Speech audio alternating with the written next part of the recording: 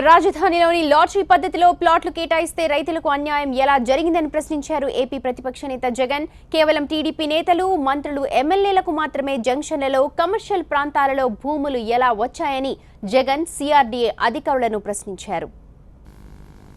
చంద్రబాబు నాయుడు గారికి సంబంధించిన మంత్రులకు, చంద్రబాబు నాయుడు గారికి సంబంధించిన ఎమ్మెల్యేలకు, చంద్రబాబు నాయుడు గారికి సంబంధించిన దగ్గరి మనుషులకు వాళ్ళకు మాత్రం బ్రహ్మాండమైన ప్లాట్లు అలాట్ అయినాయి.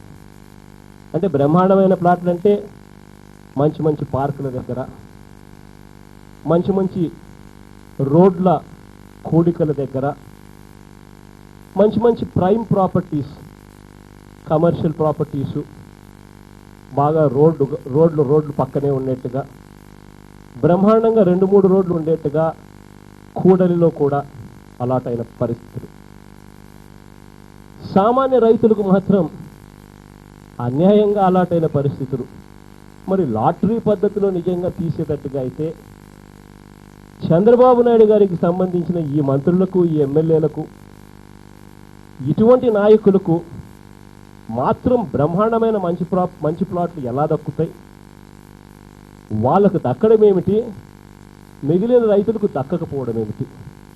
ఇది రైతులకు, రాజధాని ప్రాంతంలో భూములు తీసుకున్న, భూములు ఇచ్చిన రైతులకు అన్యాయం చేయడం కాదా? నేను ఒకటే అడుగుతా ఉన్నా, లాటరీ పద్ధతిలో ట్రాన్స్పరెన్సీ అన్నది ఉందా అని అడుగుతా ఉన్నా. మీరు ఎవరికైతే మంచి ప్లాట్లు ఇవ్వాలనుకుంటున్నారో వాళ్ళను లాటరీ పద్ధతిలో,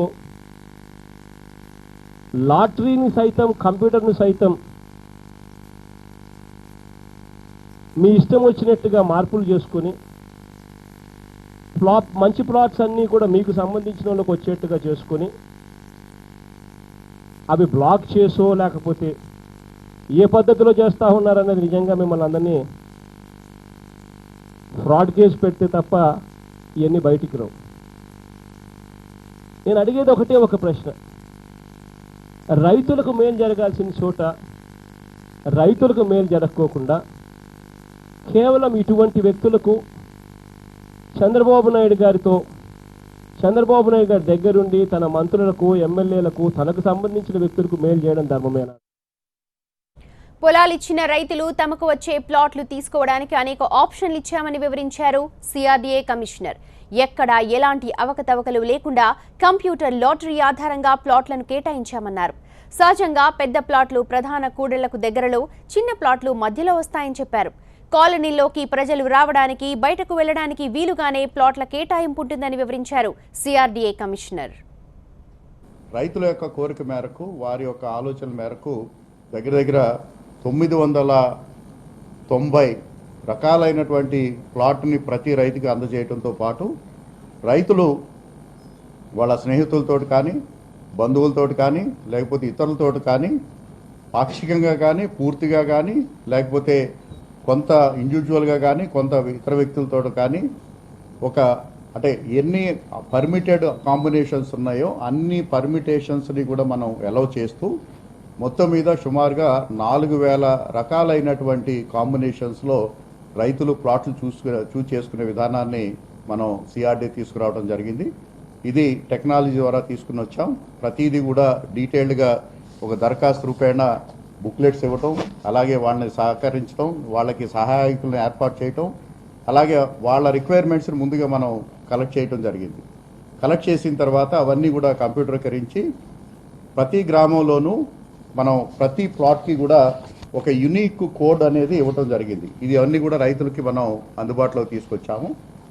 ఏవైతే హయ్యర్ డెన్సిటీ ప్లాట్స్ ఉంటాయో, అంటే పెద్ద ప్లాట్సు, అలాగే హై డెన్సిటీ, అలాగే ఎక్కువ మంది నివసించే దానికి అవకాశం ఉందో, మనకి ఎఫ్ఐఆర్ సిస్టమ్ మనం మొత్తం రాజధాని అంతా ఉంది కాబట్టి ఆ ఎఫ్ఐఆర్ సిస్టమ్ ప్రకారము హయ్యర్ డెన్సిటీ ఆఫ్ ప్లాట్స్ ఈ యొక్క బ్లాక్కి అవుటర్ లేయర్లోను, అలాగే చిన్న సైజు ప్లాట్స్ వచ్చే కొద్దీ లోపర్లకి రావటం జరుగుతుంది. దీంట్లో ముఖ్యంగా ఎందువల్ల ఆ విధంగా పెట్టుకున్నామంటే, ఎక్కువ పెద్ద సైజు ఉన్నటువంటి ప్లాట్లలో ఎక్కువ డెన్సిటీ ఉంటుంది, అలాగే ఎక్కువ ఫ్యామిలీస్ నివసిస్తాయి కాబట్టి అటువంటి వాళ్ళు ఆ కాలనీలోకి వచ్చేటప్పుడు క్విక్గా లోపలికి రావడానికి, అలాగే క్విక్గా డిస్పర్సల్ అవడానికి లీస్ట్ డిస్టెన్స్ ట్రావెల్ చేసే విధంగా ఎక్కువ పాపులేషన్ మనం ఆ విధంగా డిజైన్ చేసుకున్నాం.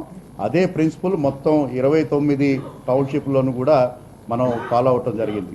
అలాగే లోయర్ డెన్సిటీ ప్లాట్స్ అంటే చిన్న ప్లాట్స్ అంటే 100 కానీ 200 కానీ 250 కానీ అవి ఆ కాలనీకి వచ్చేటప్పటికి సెంటర్కి వస్తాయి. ఆ సెంటర్కి వచ్చినందువల్ల ఏంటంటే తక్కువ మంది ఎక్కువ డిస్టెన్సు ట్రావెల్ చేస్తారు. సో దట్ ఆ కమ్యూనిటీ అంతా కూడా ఈజీగా లోపలికి రావటం, ఈజీగా బయటకు వెళ్ళే విధంగా మనం ట్రావెల్ చేసుకోవడం జరిగింది, ప్లాన్